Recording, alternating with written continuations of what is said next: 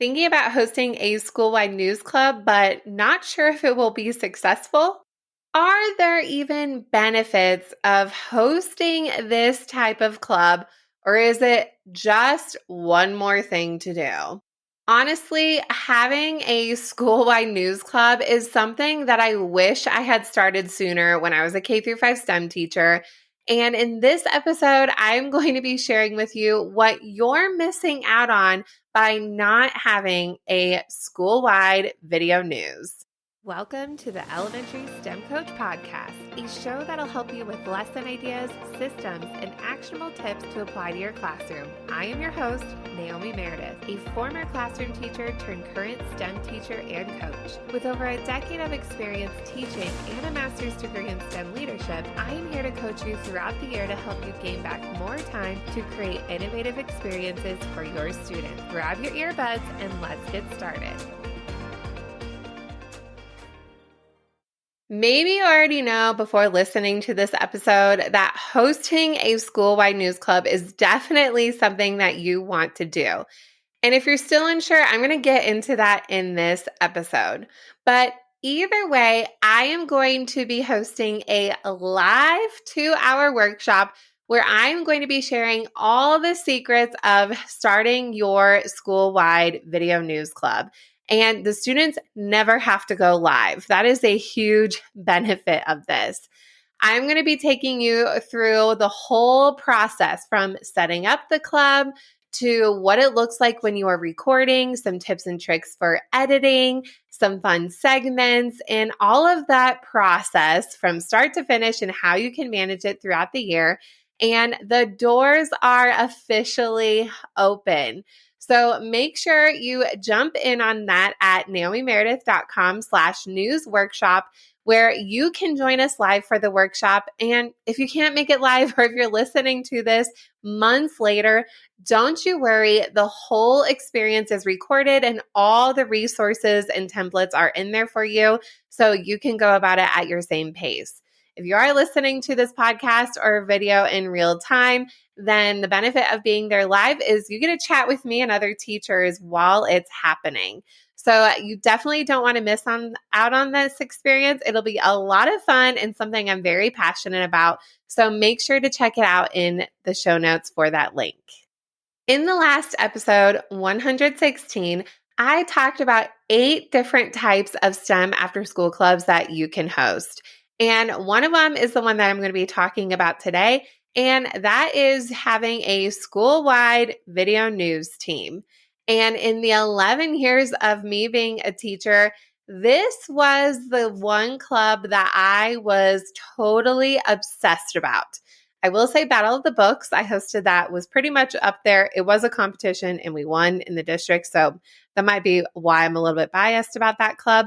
But other than that, I loved having a school-wide news team. And we actually called it RHL News Crew. RHL was our abbreviation for our school. And it was a whole experience. And I love this club so much. I know video news isn't a new concept, whether it's live or pre-recorded. Ours was pre-recorded. I know this isn't new, but there's a reason why I actually started this at our school. When I first got my K through 5 STEM teacher job, the announcements were over on the intercom, and they would come kind of at random times. It was within this 20-minute block where they would randomly come on, and they were extremely loud, like so loud I had to cover my ears. They were extremely loud. And I know some schools have the opposite problem. You can't hear them at all. So either way, they were super loud and they took sometimes up to 10 minutes. Now, this was during my planning time. So a lot of times I had meetings during this. So I had to mute myself because they were going on forever. But then the times I was covering in classrooms, I noticed that when the announcements came on, kids wouldn't stop and listen. It just maybe wasn't part of their routine, or they knew it was going to go on for a long time, that the teachers just said, hey, just keep doing what you need to do because it's going to be a while. But the biggest thing that I realized is that the content and the announcements were really good, but it wasn't getting absorbed. It was like one ear out the other. And I really felt that way with teachers and students. Even for myself, I wasn't listening to them half the time because I knew it would take forever. And it was kind of the same old thing. You might even have a similar experience at your school. So, one summer, just really thinking about the passions that I have by creating videos and podcasting, I figured out and pitched it to my principal that, hey, I want to start a video news crew. And I had another teacher who was willing to help me with this. I want to start this out. Here's how it's going to go. We're going to figure it out. And thank goodness I jumped in, not having a clear plan. I had some idea, but I'm so glad that I did because this was definitely an experience, not only by me hosting the club, but it was something that brought our school community together in ways I had never, ever even imagined. And it was just a favorite of not only me, but everybody in the building. So I'm going to be sharing with you those things that you might not even know. These are things that I didn't even know that I was missing out on until I started doing it. They were experiences that I didn't know could exist. So let's jump into those reasons. Now, if you're feeling like, you know what, who cares? Like, we should just keep the announcements the way they are. Sure, go ahead. Turn me off right now.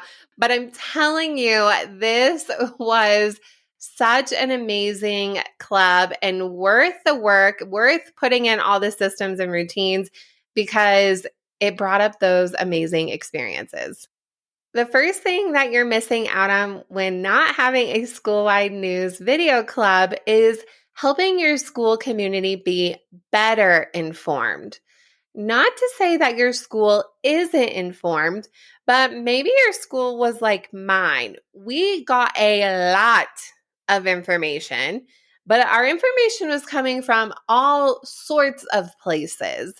There was the sign outside of school when you would drive in. There were signs inside of the school, whether they were paper or digital. Multiple emails from our admin, emails from our PTCO of events coming up, emails from teachers who are hosting various after-school clubs and their own events. There were all sorts of ways that information was being thrown at us that it wasn't really streamlined and it was very easy to miss on what that information was. Likewise, all of the ways that this information was being thrown at us was really teacher-centered, which is very important, but the kids weren't really aware of what was going on. They had to rely on their teachers and their parents to let them know, which, yes, that's what we're doing in the video news. But there wasn't a other way for students to access that information. So if they had a substitute or long-term sub, they might miss out on some things. Or just depending on their parents' communication style, they might be missing out on things. So there was a lot of holes in how information was being communicated in our building. And that was something that I definitely wanted to streamline where everybody could hear that information all in the same place. I also told you that our announcements, where I guess this is where kids would get information, they weren't very consistent, whether it was the person who was saying the announcements or the time that it went on, or sometimes they didn't go on at all. There was a lot of information that was being missed, whether it wasn't being said or just being missed where people weren't listening. So again, there just wasn't really a big consistency in the way that information was being delivered. And I thought that we definitely needed something that was student-centered, student to student, where we are really communicating and putting everything in one place and something that they can count on. Think about the regular news, like everyday news. It's on at a certain time. And people can count on it. There's a certain structure. There are certain things that you know are going to be said and you're going to get information. I wanted the same thing for our teachers and our students. The information still was coming out in random places, but I figured out a system where I could gather all of that information in one place and teachers were able to communicate those upcoming things in one place. So it did help streamline everything that was coming in. And the teachers were more informed about what was happening. And so were the students, like actually informed. So much so informed that if I ever made a mistake, kids would come up to me right after they watched it in their classroom and let me know that there was a mistake. Like I would mess up a club or I didn't say their birthday. I would get all the texts when something would go wrong. But at the same time, it didn't bother me as much because I knew people were paying attention. This was never an issue before. So people, meaning teachers and students, were very into watching the news to get the information for the day. You're probably wondering how I kept all of this information together and keep it organized so that it would come out on time for the news. I am going to be sharing my whole system inside of my workshop, naomimeredith.com/news workshop. And that template and system will be explained in there. It's really actually not very complicated once you get the rhythm of it. And so this is how all the information was organized in one place so that we could produce a daily news show that everybody could depend on and actually get useful information that they needed. Another thing that you are missing out on when not having a school-wide video news club is another opportunity for students to build skills that they need for their future. We hear about this all the time. We need to be preparing kids for jobs that don't exist. And that's absolutely true. I never knew that I would be creating a podcast and have an online business when I was in second grade. Had no idea. But somehow the things that I learned led me into this position today. Likewise, that's for our kids. There are things they think they might want to do now, and it might actually happen, but there's also a ton of different jobs that are out there that don't even exist, and we need to build up their skills now. A big thing with that is video. I know a lot of students, and you probably too, that when they grow up, they want to be a YouTuber or a TikToker. And it does sound pretty silly, but they're really not that far off. In fact, there is a lot of research out there showing that YouTube is the number 2 search engine compared to Google. And you might be thinking this to yourself, oh, I'm going to Google it. And if I can't find the answer by reading, then I am going to find a video to teach myself how to do this. I did this the other day. I found a video of a person who explained very, very clearly in 5 minutes how to fix your microwave if it won't stay closed.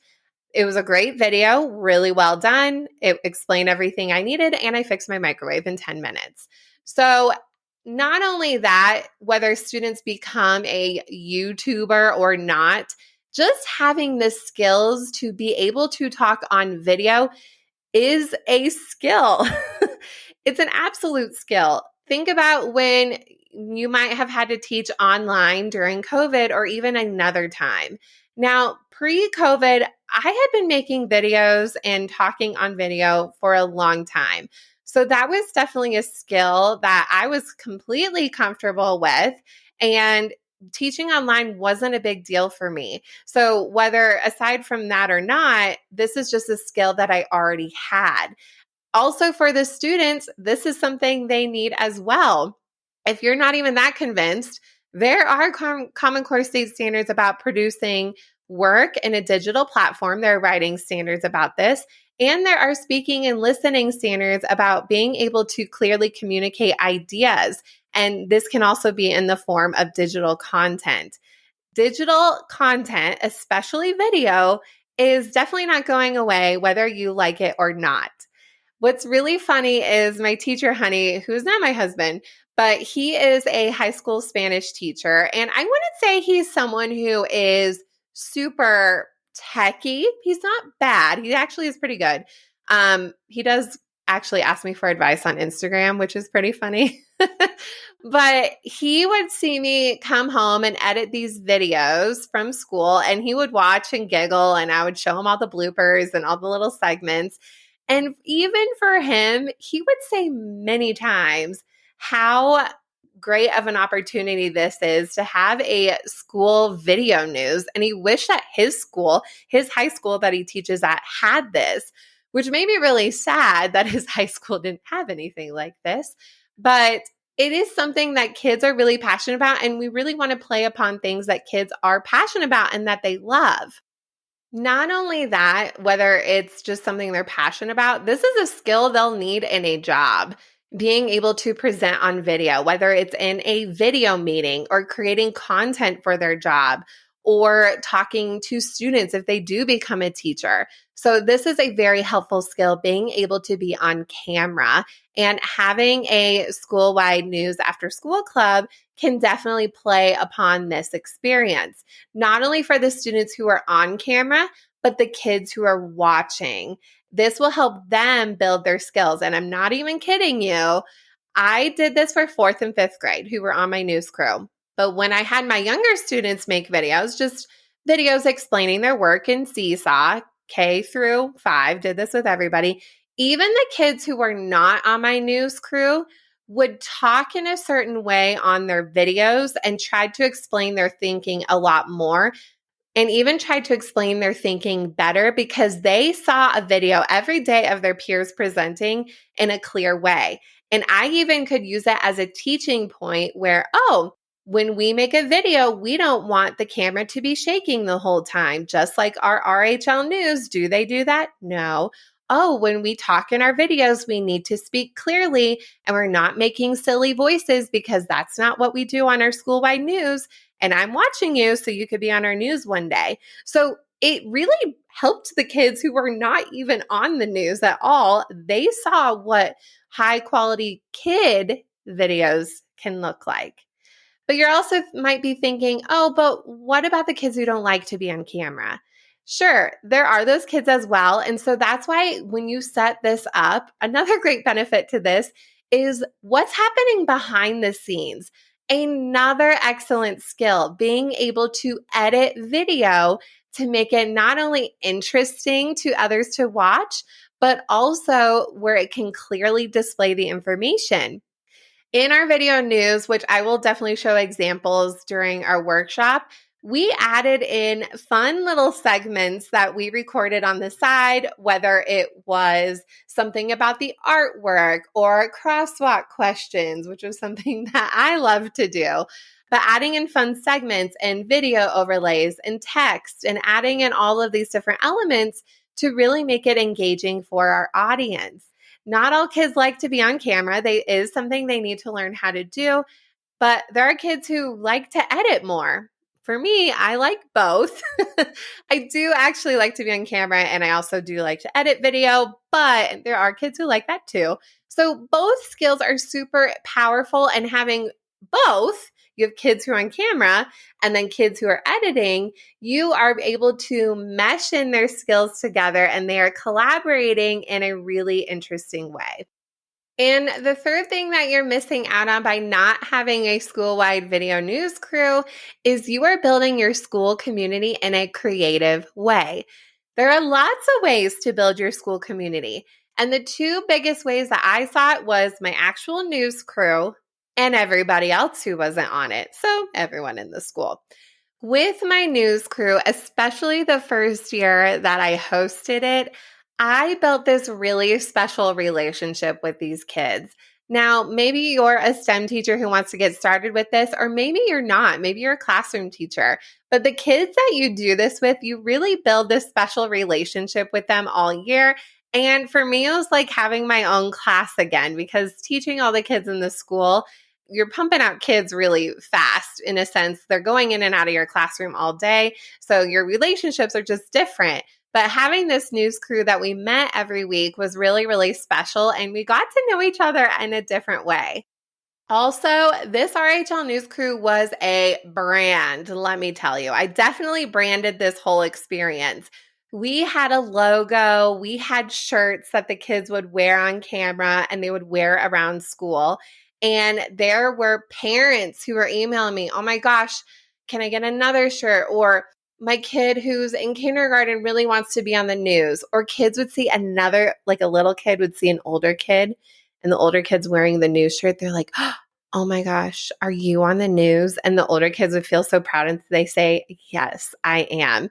Or I would be wearing the shirt and kids in class would be wearing the shirts.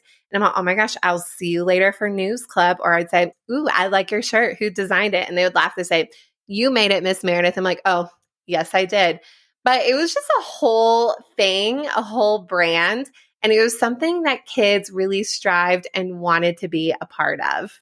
And with that, with building the school community, there was everybody else who wasn't on the news crew, but we created ways to involve them in the news. So yes, they watched it in their classroom every day, but we did some fun segments that I mentioned before. We did some fun segments to involve more of the kids, even if they weren't officially on the crew. Some of those ways that we did that is we had teacher segments. So we interviewed every teacher in the building. We had these same 5 questions, and the teachers responded to those questions, and we would throw those in. I also did something called crosswalk questions, where on my crosswalk duty, when it was during slow points, I would have a question of the day, and I had a little small microphone, and I would actually interview kids with their responses. And I'd put all of their responses together, and that would be a fun little video clip that we would do. We also promoted our school clubs. So when it was time to sign up for our clubs, me and the other specials teachers, PE, art, and music, and other teachers who had after school clubs, we created little commercials to promote those things.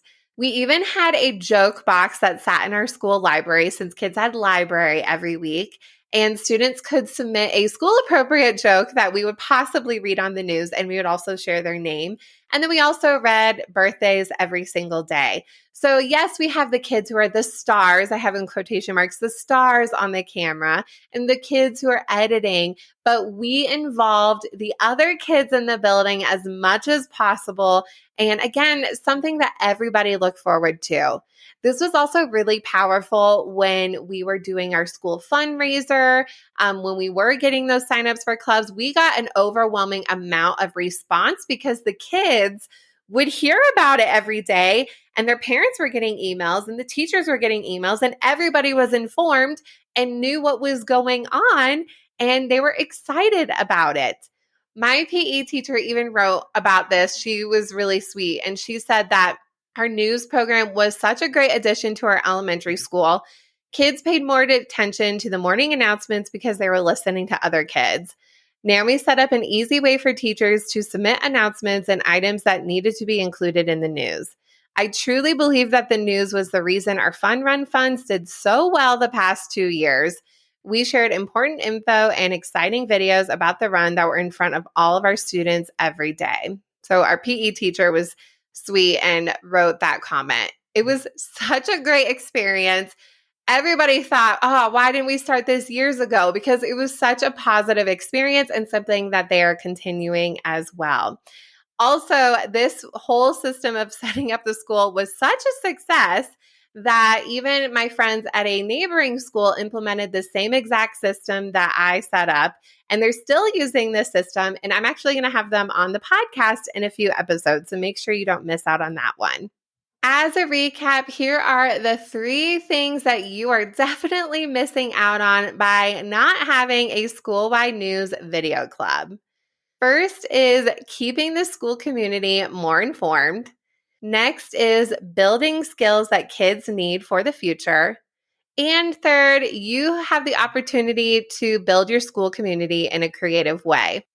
In the next episode, I'm going to be sharing with you some tips for getting started with your school-wide video news.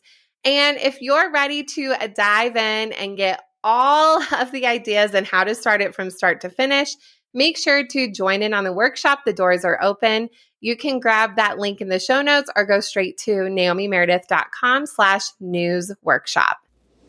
Thank you so much for listening to today's episode of the Elementary STEM Coach Podcast. I would love to connect with you over on Instagram at @NaomiMeredith_ or send me an email to elementarystemcoachpodcast@gmail.com. Also, make sure to check out my website, naomimeredith.com, to see all the show notes from today's episode and shop my K-5 STEM resources. Any questions you have, needs for resources, or ideas for episodes, get in touch. I'll talk to you soon.